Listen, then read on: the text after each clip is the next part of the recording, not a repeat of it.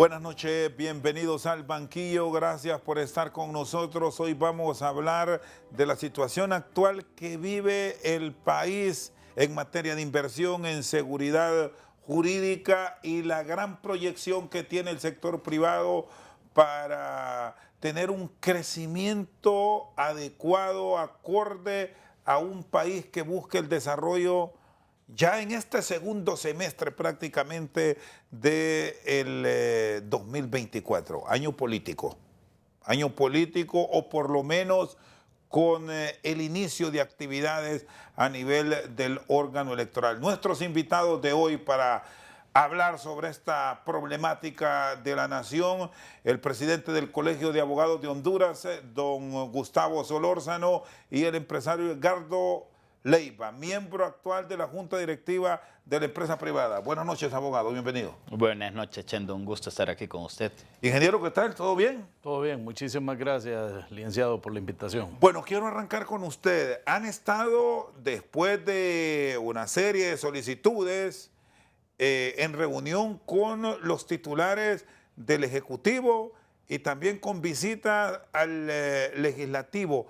¿Qué busca el sector privado con estas visitas, sobre todo si nos remitimos a inicios de año, a la empresa privada donde también tenía funciones? Recuerdo el hoy presidente del Colegio de Abogados que le llevó a ustedes a izar el pabellón, pero un pabellón negro, en señal de luto. ¿En qué hemos cambiado ahora, ingeniero? Buenas noches. Sí, muy buenas noches a todo el inmenso auditorio que tiene el banquillo. El propósito de las visitas, tanto al Ejecutivo como al Legislativo, era encontrar el diálogo abierto y sincero que tanto hemos necesitado estos 2 últimos años, ¿verdad? Encontramos, acuérdese usted, después de que el Partido Libre gana las elecciones, un gobierno un poquito como improvisado, ¿verdad? Y eso dificultó el entendimiento entre la empresa privada y el gobierno. Pero ahora hemos encontrado una receptividad, ya hay acercamientos, ya se dice que vamos a formar comisiones. La presidenta Anabel Gallardo, que es una productora del agro, ha encontrado eco tanto en la presidenta de la República, Xiomara Castro, y también el presidente Luis Redondo del Congreso Nacional. Lo que queremos es un diálogo abierto, sincero, por el empleo, porque uno de los principales problemas que tiene la sociedad hondureña en este momento es el empleo. Y para que exista el empleo tiene que haber inversiones. Y ese clima de inversiones con lenguajes apropiados y con acciones propias en conjunto, gobierno, empresa privada, creemos de que lo podemos lograr en este 2024. Y ese clima de inversiones óptimo, ingeniero Leiva, ¿en qué áreas puntuales ahora mismo se debe tener prioridad para este desarrollo? Porque sabemos que hay mucho que recorrer y ofrecer, pero enfocándonos en prioridad, ¿dónde lo encontramos? Bueno, principalmente la seguridad jurídica. Eso nosotros lo hemos recalcado bastante, ¿verdad? El tema de cómo no cambiamos las reglas del juego en una ley cuando se ha dado algunos beneficios a los inversionistas. Eso aleja bastante la inversión cuando usted cambia las reglas del juego de un día para otro. Y el enfoque ahorita toral es en ver de cómo tenemos un clima diferente al que hemos tenido estos 2 últimos años, donde hubo mucho enfrentamiento verbal, mucha polémica entre el sector privado y el gobierno. Pero con el lenguaje que se está manejando ahorita, yo creo que debería haber un clima muy diferente al que hubo los 2 años anteriores. Abogado Gustavo Solórzano, bienvenido nuevamente, buenas noches. ¿Cómo han ido caminando? Usted gran parte de su carrera profesional la ha desarrollado con consultoría, con asesoría, siendo parte del sector privado. Ahora desde una organización gremial, la más grande del país en cuanto a afiliados, ¿cómo ven las propuestas? Y sobre todo este elemento que introdujo el ingeniero Leiva, la seguridad jurídica, que es el tema del cual históricamente se plantea como una ruta de desarrollo para el país. Bueno, muy buenas noches. Y efectivamente fueron y han sido 8 años dentro de lo que es el Consejo Hondureño de la Empresa Privada, y hoy estamos comenzando a 2 semanas dentro del Colegio de Abogados de Honduras. Y ese último tema que toca el ingeniero Leiva es sumamente importante. ¿Por qué? Porque al final nuestro país va a avanzar, se va a desarrollar desde el punto de vista económico, pero sobre todo social, cuando se comiencen a respetar las leyes. En Honduras ha existido, y tenemos que reconocerlo, un problema en donde quienes nos han gobernado lamentablemente han visto la Constitución como, en muchas ocasiones, como un obstáculo, y han hecho lo que les toca hacer, como se dijo en alguna ocasión, para cumplir con sus propósitos políticos, que no necesariamente son los propósitos de desarrollo de nuestro país. Y eso ha venido a generar dificultades. Por ejemplo, el día de ayer creo que leía un informe regional de cómo en nuestro país hoy las remesas, por ejemplo, representan 9 veces lo que tenemos en lo que es incluso la inversión extranjera directa. Y eso es preocupante, porque al final nos estamos dando cuenta que la gente continúa marchándose del país. Y se marcha no simplemente por el tema de la falta de empleo, por la seguridad, sino tampoco porque hemos perdido la esperanza en nuestra clase política. Y eso es muy importante que lo podamos también tomar en cuenta. Usted decía al inicio del programa de que este es un año que da inicio lo que es el tema político, y de entrada debemos de fijar reglas claras, sobre todo para un proceso electoral que va a marcar la historia del país para los siguientes 4 años. Ojalá que no ocurra lo que ocurrió para las elecciones del 2021, que tuvimos que esperar a la celebración de las elecciones primarias e internas de los partidos políticos, y posteriormente en el mes de mayo del año 2021, 5 meses antes de la celebración de elecciones, se estaban haciendo reformas a las leyes electorales. Reformas que al final no se terminan de implementar como deben de ser, ni que tienen el cabildeo, sino que se vuelven acuerdos políticos. Hoy creo que está sobre la mesa, todavía hay tiempo del Congreso Nacional de poder tratar temas importantes en cuanto a estos temas electorales, que van a brindarnos a nosotros la certeza de que vamos a ir a elecciones transparentes, creíbles, y que todos los hondureños tengamos la confianza de poder participar en ellas.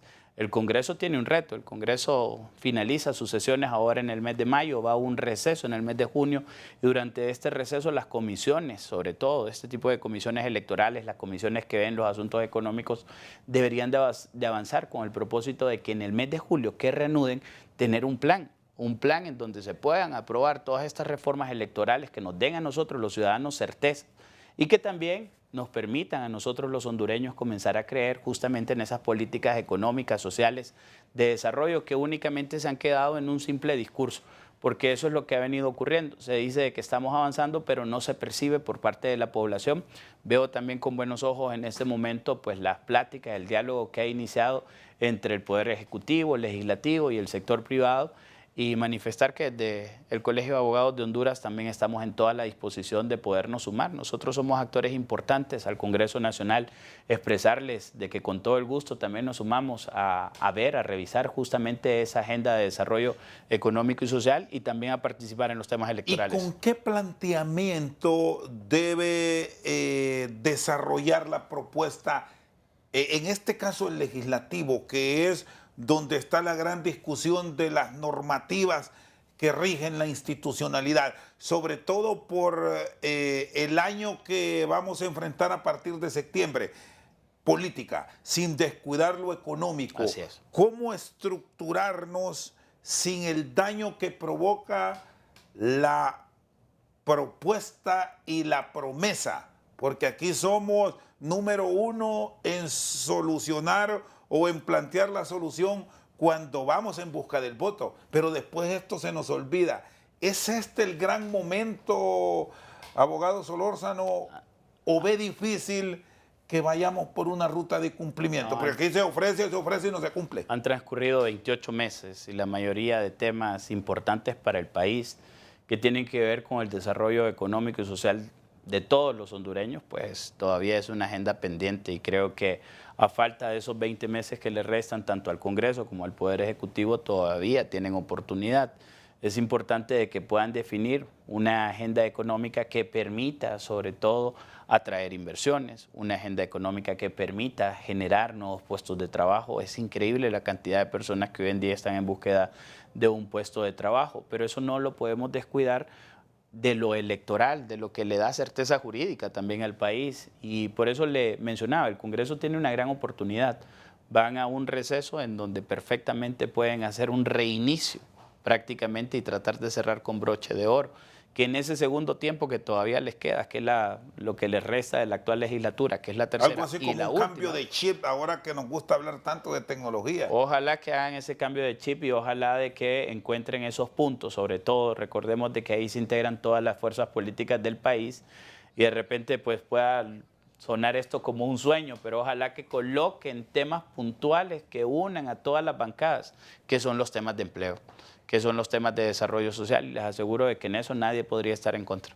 Bueno, y hablando del tema empleo, el sector privado ha encontrado ya los interlocutores válidos para temas como la ley de empleo temporal que en su momento se reclamó, ingeniero Leiva, pero yendo a una área que usted conoce, el tema del campo, cómo se está manejando, se está creando la oportunidad efectiva para retener, insisto en esto, retener la fuerza laboral de este sector en el país, porque increíblemente se nos están yendo hasta los que trabajan la tierra para los Estados Unidos.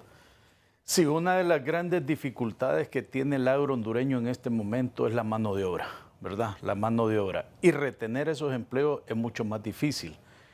A veces con circunstancias que se dan, por ejemplo, mire la zona sur, cuánto empleo ha perdido por el tema de los camarones. El otro día estaba cerrando una empresa de melón.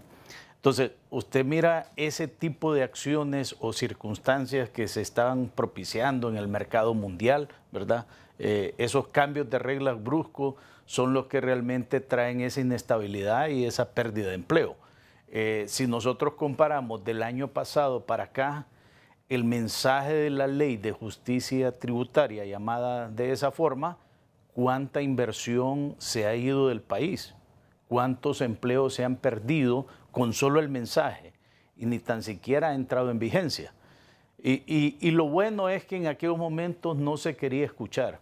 Lo bueno ahora es que hay una apertura hacia dialogar. Se les dijo en esta visita que realizamos al Congreso por el COEP, la presidenta le dijo al presidente Luis Redondo que sí nos gustaría tener un diálogo abierto una vez que esté elaborado el dictamen. Este dictamen tenemos entendido que la comisión lo trabajó con diferentes sectores, escuchó a diferentes sectores. El escuchar al sector privado, que es el que genera la economía y es el que al final paga los impuestos con los cuales el gobierno puede hacer las obras que necesita y los beneficios para la población, ese es el mejor camino de la mejor ruta y es lo que nosotros estamos viendo bien. Hay ciertos temas que son de orden estructural, son muy antiguos, por ejemplo el de la invasión de tierra, ¿verdad? Ese es un tema que nos está causando mucho problema. Más de 60,000 manzanas están invadidas en el país. Ahorita tenemos un problema, por ejemplo, con la palma africana, que las tierras invadidas están empezando a tener un problema sanitario de plaga y los verdaderos dueños no pueden entrar a esas fincas a darle mantenimiento. Entonces el problema fitosanitario de ese hongo que está por ahí nos puede caer un problema en un rubro que es exportador, ocupa como el tercer lugar en las exportaciones de Honduras. Esas cosas hay que tomarlas muy en serio y hay que diagnosticarlas, ser muy analítico y el gobierno creo que ha entendido que tiene que empezar a escuchar. Si empieza a escuchar, el Congreso Nacional tiene que empezar a escuchar.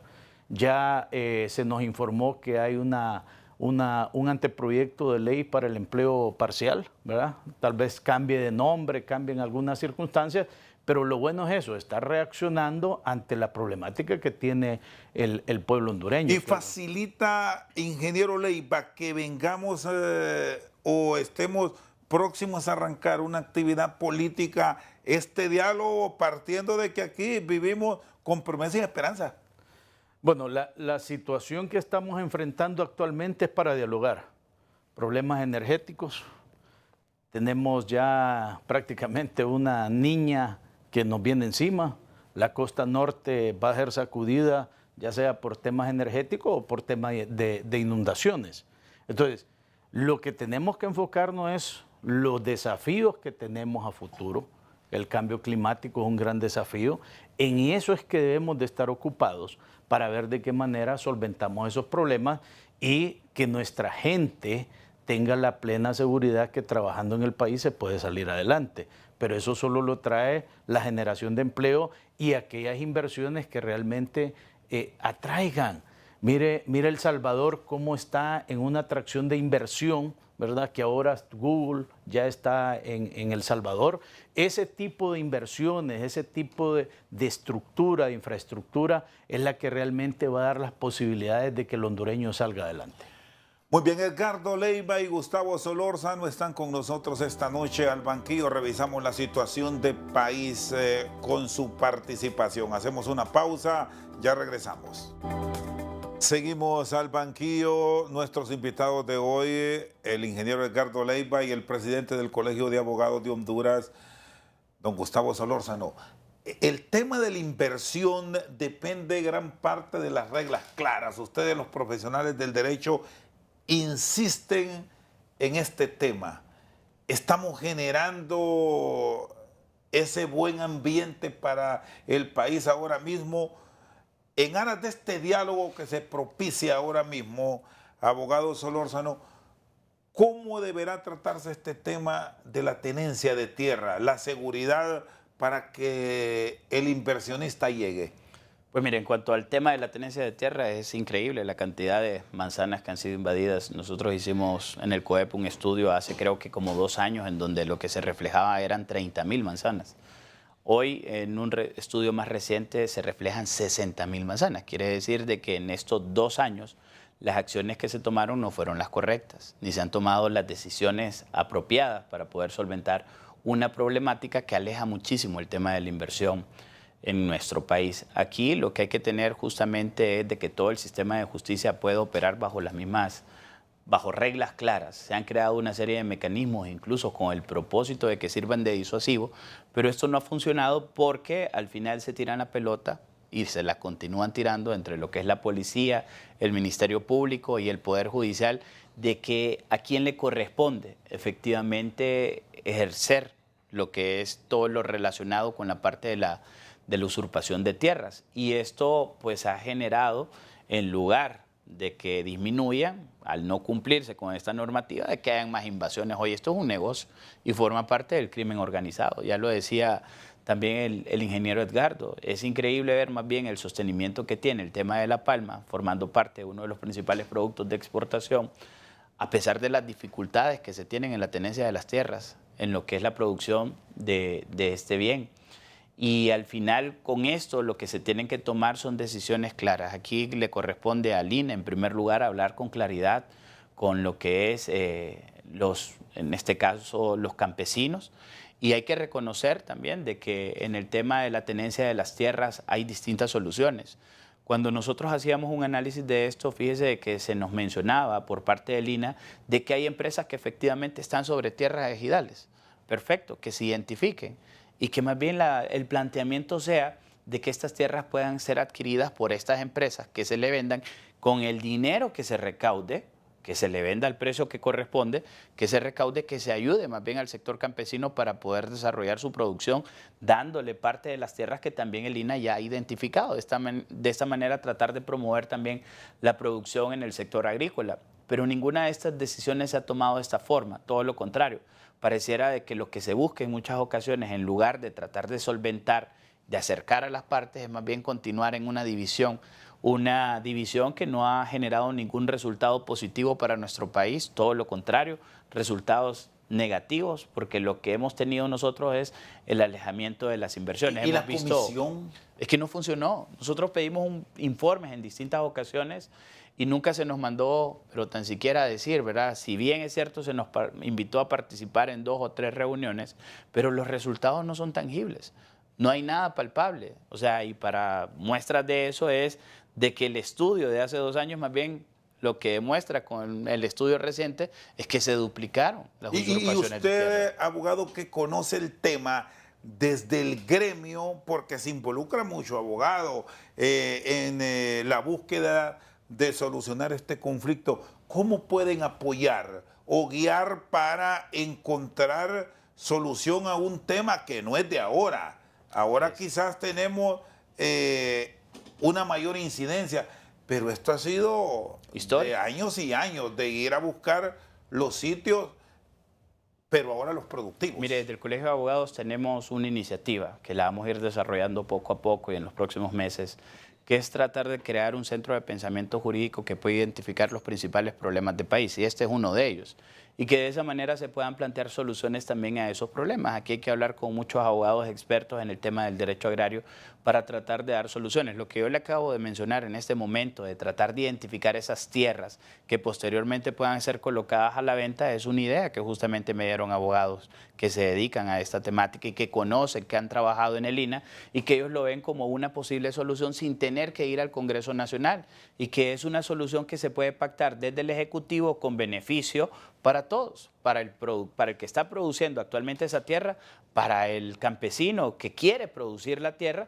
y también para el Estado de Honduras. Entonces soluciones existen, y para los distintos temas también en cuanto a problemáticas que se han venido creando, pues vamos a tratar de ir planteando soluciones también desde el Colegio de Abogados como parte del apoyo que nosotros y el involucramiento que tenemos que tener con la sociedad. ¿Qué adolecen de la autoridad? Me planteó Policía, Ministerio Público y Poder Judicial en este conflicto. Sí, que esa es la parte ya, digamos, directamente en materia de justicia, pero tampoco ha existido... Pero lo ideal sería que no existe el conflicto a la justicia. Exacto. Es la prevención. Hoy en día, incluso los abogados en nuestra formación, sé que históricamente se nos ha formado para participar del conflicto y tratar de solucionar los conflictos. Pero hoy el mejor abogado no es el que participa en el conflicto, es el que lo evita. ¿Y dónde hay que evitarlo? Justamente desde el Poder Ejecutivo, tomando las acciones correspondientes. Y ahí es donde hay que ir a tomar acciones en el Instituto Nacional Agrario, tratar de hacer un mapeo, el Instituto de la Propiedad, tratar de identificar toda la parte catastral, toda la parte de las tierras nacionales y ejidales, ver cuáles de estas están siendo ocupadas y están siendo desarrolladas, tratar de darle una solución tanto a los campesinos, que sí existen muchos campesinos con necesidad de poder trabajar la tierra, tratar de identificar pues cuáles de esas tierras que se menciona que están siendo ocupadas por empresas, pues están efectivamente siendo explotadas por empresas, buscarle una solución a eso y posteriormente desde la parte ya de seguridad como tal, identificar cuáles son las tierras que han sido usurpadas y ponerle un alto, un freno completo. Pero si no tomamos acciones en realidad radicales en este momento con lo que es la tenencia de las tierras, vamos a continuar con un problema que lo hemos visto nosotros como ha venido creciendo a lo largo y ancho del territorio nacional.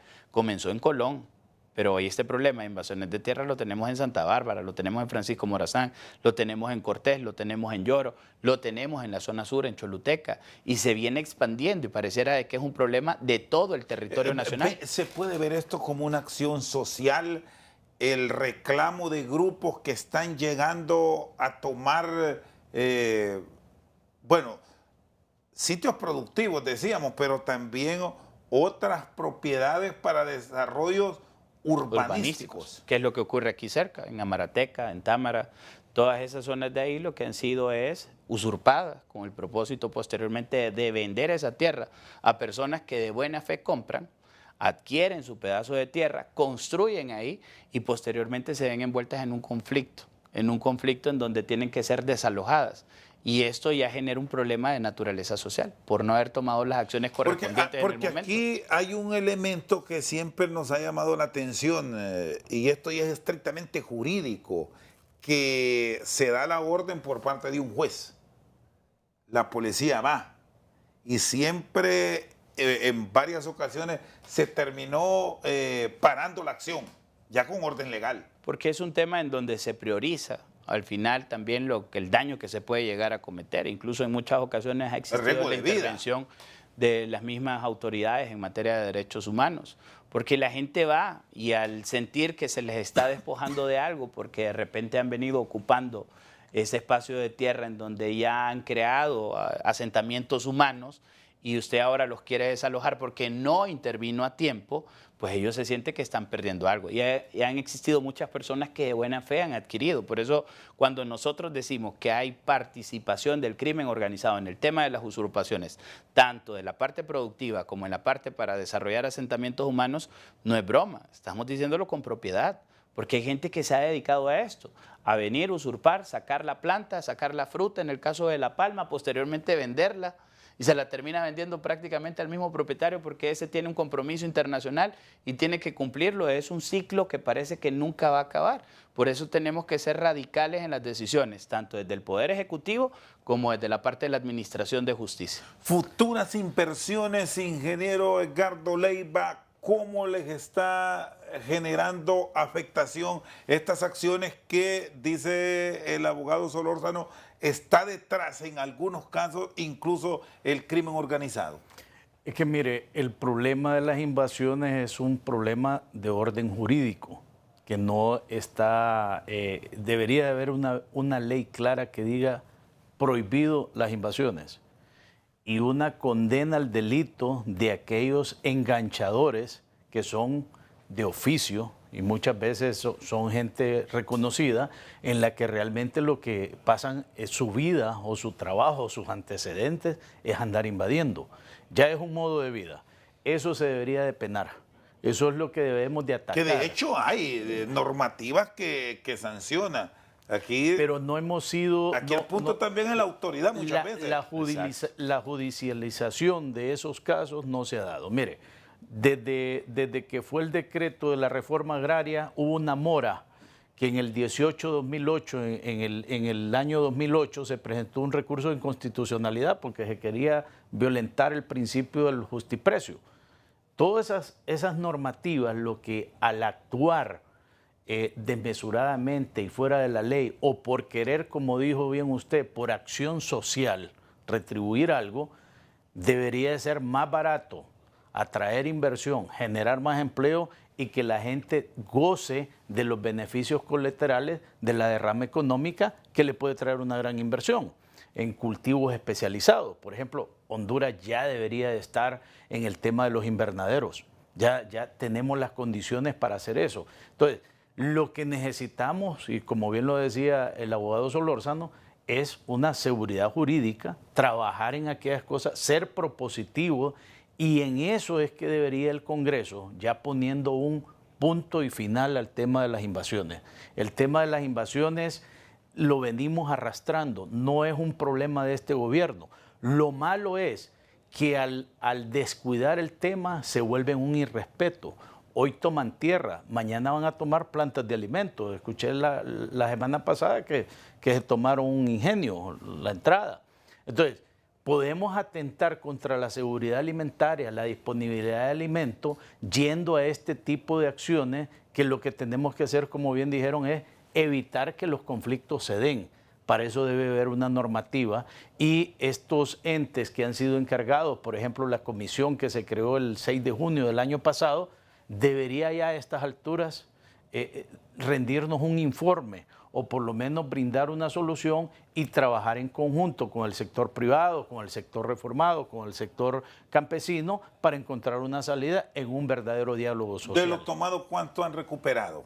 Por la intervención, por el diálogo, por la intervención de las partes en conflicto. Es que ahí está el problema, que si habían 30.000 manzanas hace 2 años y hoy a 60.000, quiere decir que el problema más bien está creciendo porque no ha habido un respeto por la ley. Pero ahí me gustaría aportar algo también. Fíjese, perdón Edgardo, porque en ese mismo estudio se ve ese tema de si ellos han iniciado acciones en materia judicial y la mayoría han iniciado acciones de tipo judicial. En algunos casos ya se ha ordenado lo que es el desalojo, pero se da el fenómeno del irrespeto justamente a la autoridad que usted mencionaba.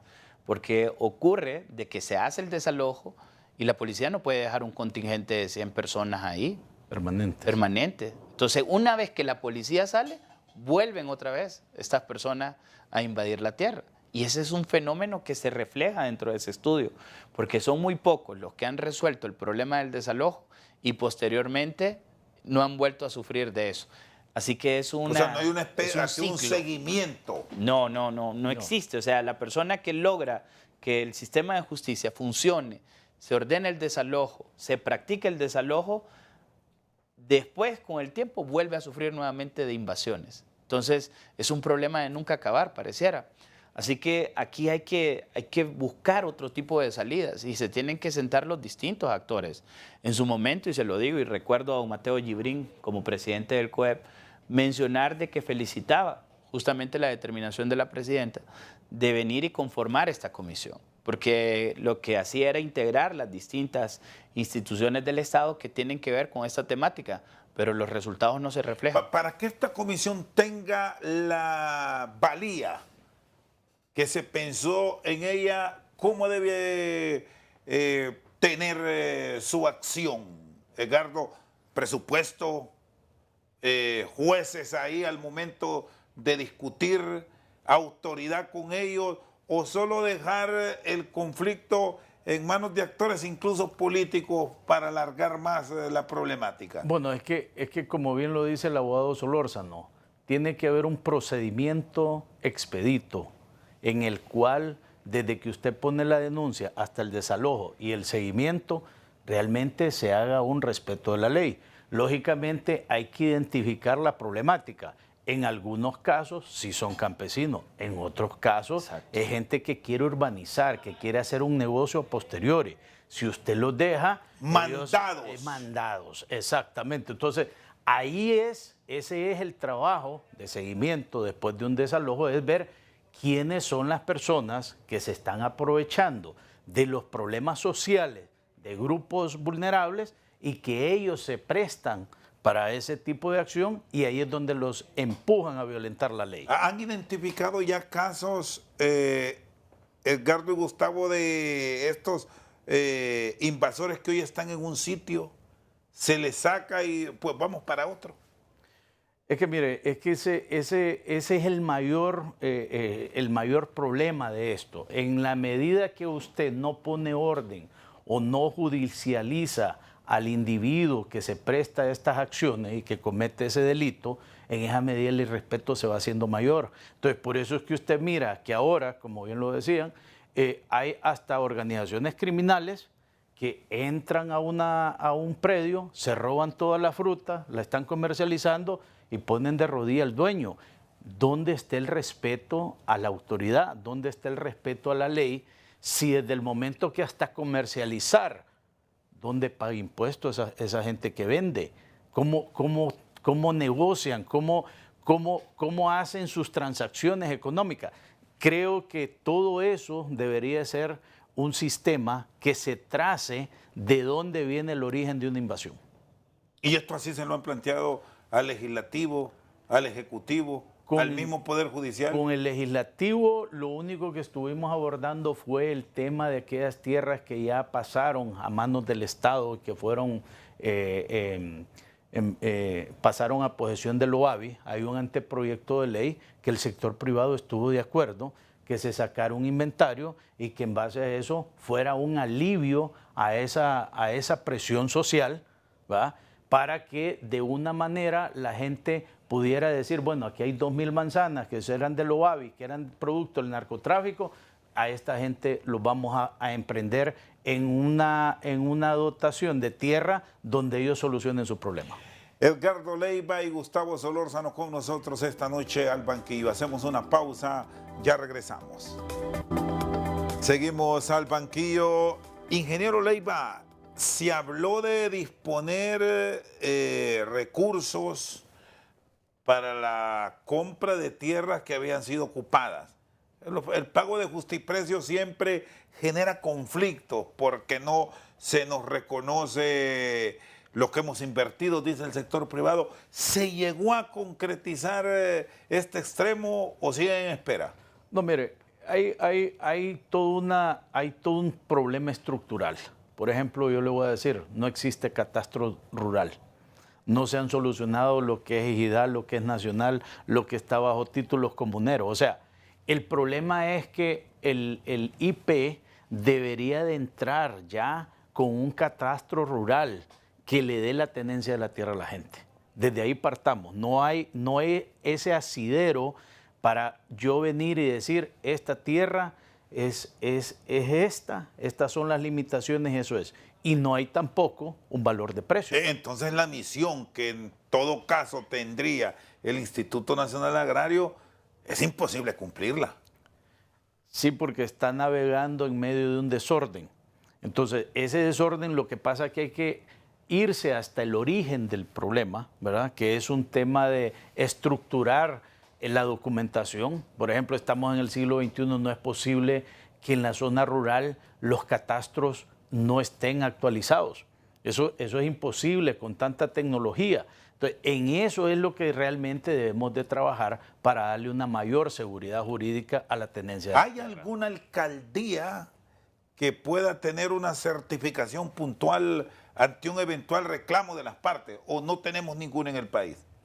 Pues nosotros lo que hemos hecho es que son aquellas tierras que están cerca de las ciudades las que realmente tienen ese argumento o ese instrumento. En cambio, en la mayor parte del país, usted no va a encontrar un catastro rural bien asentado, bien documentado y con nueva tecnología, con una buena medición. ¿Y esto cómo está afectando directamente la inversión? Hablábamos con algunos inversionistas y economistas de las proyecciones de crecimiento que esperamos pasen del 4%. Esto ya sería exitoso. Lo ideal serían crecimientos arriba del 6-7%. Pero, visto ese escenario, ¿es posible? Número uno, el grave problema es que esas tierras no son bancalizables. O sea, nadie le va a dar un préstamo si usted no justifica o no tiene un asidero legal o no tiene la documentación idónea para ir a solicitar un préstamo. Desde ahí, la mayor parte de las tierras en Honduras no son objeto de crédito.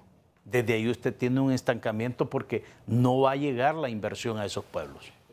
Abogado Solórzano, ¿pueden desde el ordenamiento jurídico del país contribuir en arreglar o buscar una solución a este conflicto, partiendo que me dice que la comisión difícilmente va a tener soluciones claras? Mire, me gustaría aportar algo sobre tanto el punto que se tocaba anteriormente. Yo le aseguro de que las autoridades estatales tienen conocimiento e identifican perfectamente cuál es el problema. Lo que ha ocurrido en muchas ocasiones es la falta de voluntad política para poderlo solventar. Y la voluntad política conlleva incluso destinar los recursos de los cuales usted hablaba, destinar los recursos económicos para poder, justamente lo que decía el ingeniero Leiva, tratar de que instituciones como el IP, el Instituto Nacional Agrario y las alcaldías, que obviamente no se puede trabajar con las 298 alcaldías, pero se puede trabajar con la MOM, por ejemplo, traten de solventar esta problemática en cuanto a la identificación de las tierras nacionales, ejidales, agrarias, comunales, entre otras. Y posteriormente a eso, tratar de identificar cuál es la solución al problema, que puede ir desde normativa jurídica o simplemente el aplicar lo que ya tenemos. Pero aquí casi siempre andamos buscando crear nuevas leyes que posteriormente no tienen ningún tipo de eficacia porque no sabemos ni cómo funcionan o cómo ponerlas a operar. Creo que en esta ocasión, con este tema de las usurpaciones, ya hemos visto intentos. Se metió incluso Honduras, es de los pocos países que tiene el tema de la usurpación como un tipo penal, justamente como un disuasivo para que no ocurra, pero eso no ha funcionado. Es decir, aquí no, por leyes. Es que ¿qué ocurre con la parte civil? En la parte civil usted viene y comienza la acción civil del desalojo y eso le puede durar 5 o 10 años. Entonces es ahí donde va acrecentándose el conflicto, porque como lo mencionábamos anteriormente, ya cuando usted quiere llegar a hacer la ejecución de la orden de desalojo, ahí ya tiene un asentamiento humano, ya tiene familias completas viviendo ahí. Ya entra en un tema de derechos humanos, entra en un tema social, en esa demanda social que decía el ingeniero Leiva, que es el Estado, una vez identificando todo, el que puede ubicar perfectamente dónde colocar a las personas. Así que las soluciones en realidad están en la voluntad política que deben de tener nuestras autoridades. Y en el tema del crecimiento que aspira el país en medio de estos conflictos, ¿es posible pensar que lo lograremos? A mí me preocupa porque estábamos viendo incluso reciente indicadores mensuales de la actividad económica y continuamos viendo justamente las mismas actividades económicas que crecen. Estamos hablando aquí en el tema de energía, a pesar de todos los problemas, telecomunicaciones y la parte financiera. Y luego hay que identificar en realidad las otras actividades económicas que también necesitamos nosotros darles el impulso. El Estado debe de darles el impulso para que también puedan agarrar ritmo y justamente lograr superar ese 4%. A quien nos ha mantenido a nosotros son estos tres sectores. Sí, porque aquí hace unos días tuvimos la oportunidad de hablar con Roberto Lagos y teníamos una proyección de cómo deben las áreas dentro del crecimiento económico apuntalar las realidades del país. Y justamente el sector agrícola ronda en un 10-11%, cuando lo ideal sería llevar estos crecimientos para esta área puntual arriba, que de tenerlo en un 20% sería ideal. Claro, porque también es contratación masiva de personas, al igual que la construcción. Y usted lo que hace ahí es mantener la gente también dentro del país.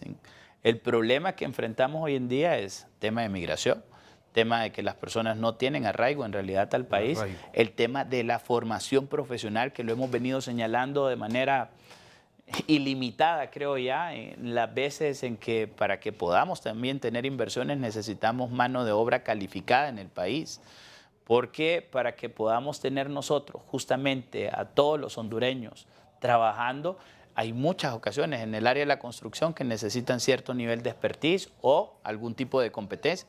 Lo mismo está ocurriendo en el agro, sobre todo hoy en día de que tenemos tecnificación en el agro. Pero necesitamos apostarle más al desarrollo humano, necesitamos a la formación profesional y necesitamos también impulsar esos sectores económicos que son estratégicos y que le van a generar empleo masivo, el agro y la construcción.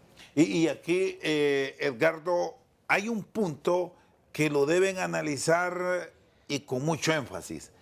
El riesgo que podemos tener como país, hoy lo leíamos temprano en el matutino, la Unión Europea, 37 países del viejo continente, como lo conocemos, ya están con alertas por el tema de la alimentación, se están quedando sin productos. Y si aquí no le ponemos atención, bueno, que ya lo estamos experimentando, sin tener las riquezas que tienen los países europeos y el orden, podemos estar sufriendo y mucho en los próximos meses.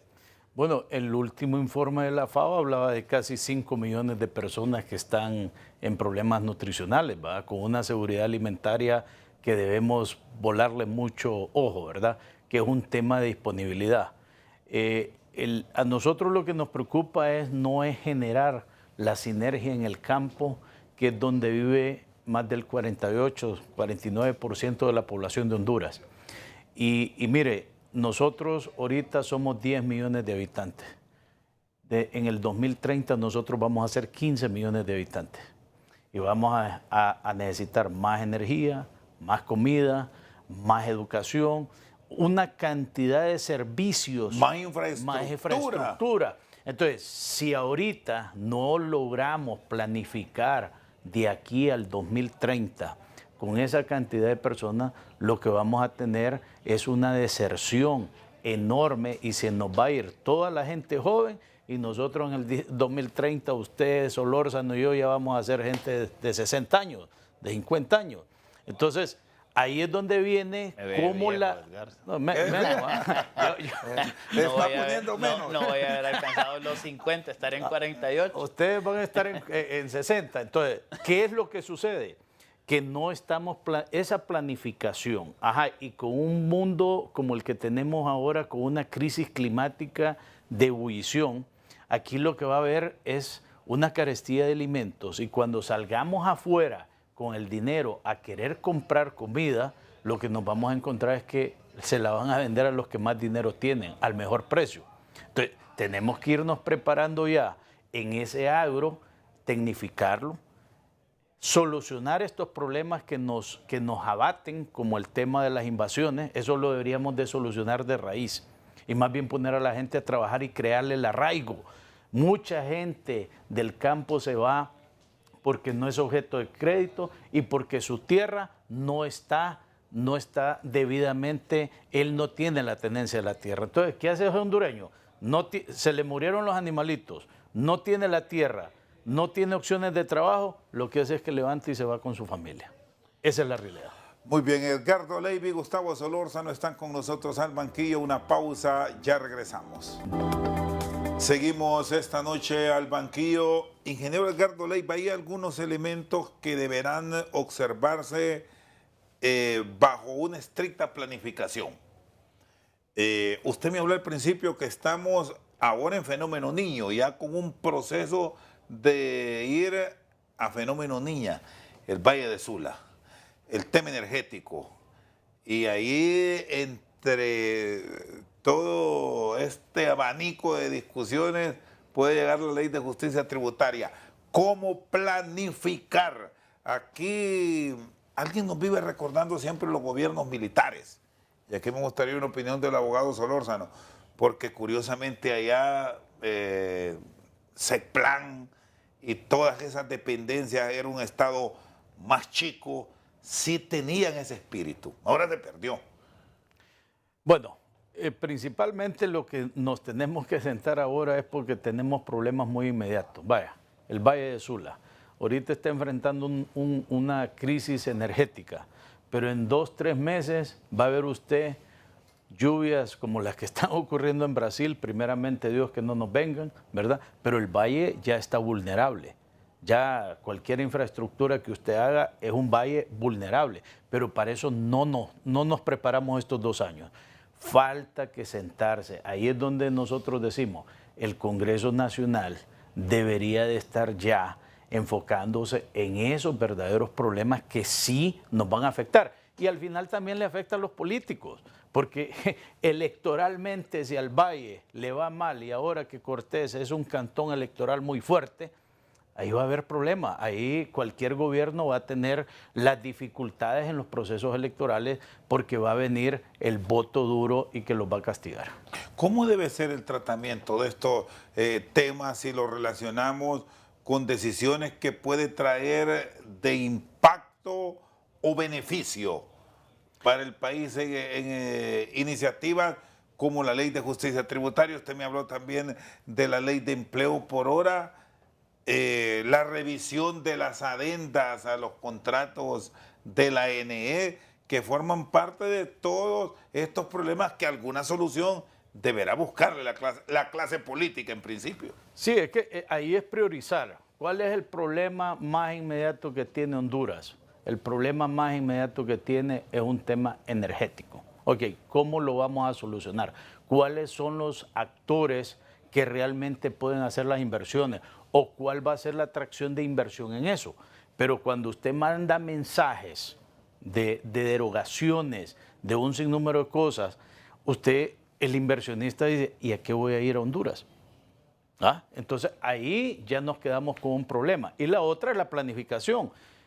Los problemas que está enfrentando este gobierno, de repente no es culpa de este gobierno, pero es culpa del gobierno anterior que no lanzó la licitación en su debido tiempo. Pero ya aquí, ya estamos en una recta que puede tardarse 3 años para que se solucione el problema energético. ¿Y qué producto usted va a hacer exportable si usted no tiene una infraestructura energética capaz de poderle vender al mundo un valor agregado? Y aquí hay un punto. Clase política, no vayan a empezar con cálculos, porque al final es asunto de país, es de la misma sociedad del de a pie que está esperando una solución desde la gran ciudad. Y aquí es fundamental, abogado Solórzano, esos mensajes que dice el ingeniero Leiva, esos mensajes, ¿cómo van a llegar? Mire, también con la parte de planificación, lo que ha ocurrido en la clase política hondureña es que perdió la visión de estadistas. Lo que tenemos en la clase política hondureña es una persona que llega por 4 años, le toca irse, pero perdió totalmente la visión de lo que debe de ser un Estado que se tenía en gobiernos anteriores, que se trataba de planificar y de generar todo esto. Y en cuanto a todo el tema de energía, el gobierno y la clase política sabe cuáles son los puntos débiles y en donde no hay que tocar mucho, porque les puede afectar. El tema de la energía es uno de esos puntos en donde siempre se va a tratar de ocultar el verdadero problema que tenemos en materia de energía, en donde no hemos sido organizados en planificar toda la parte, en el funcionamiento del ENE, en cuanto a la reducción de las más famosas pérdidas técnicas y no técnicas, de las cuales hemos también dejado de platicar. Yo estoy seguro de que el Estado, los gobernantes saben de que esos temas son sensibles para la población, porque cualquier ciudadano puede estar tranquilo si tiene energía, si de repente puede encender su televisor, pero se va a molestar muchísimo cuando usted le comienza a quitar la energía, y son justamente parte de los problemas que estamos viviendo hoy en día. Se sabe cuál es el problema, porque yo lo he podido ver en cuanto a muchas decisiones. Aquí hablamos siempre, por ejemplo, del tema de los fideicomisos. El único fideicomiso que se mantuvo fue incluso el fideicomiso de energía. ¿Por qué? Porque sabemos que si quitamos ese fideicomiso, posiblemente el funcionamiento del ENE deje de operar. Entonces, tenemos ese cálculo del cual usted menciona en estos temas, pero nos ha faltado tratar de planificar, o en muchas ocasiones lo que hace un gobierno más bien es dejarle problemas al siguiente gobierno con el propósito que salga mal.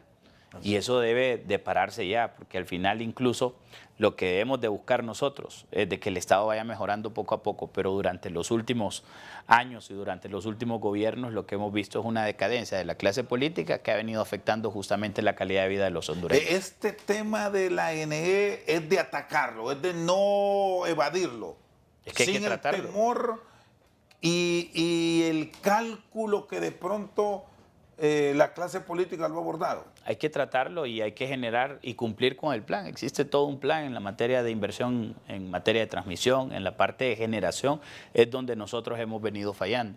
Porque esto que hoy en día vivimos en cuanto a las olas de calor es algo que se discutió el año anterior. La pregunta es, ¿qué hicimos para que esto o solventar el déficit de energía que íbamos a tener? Y lo vamos a volver a vivir en el 2025. Se lo estoy diciendo a un año. Lo vamos a volver a vivir y la pregunta es, ¿dónde están justamente todos esos procesos para poder adquirir más energía? Pero con un elemento que no hay que quitarlo de la discusión.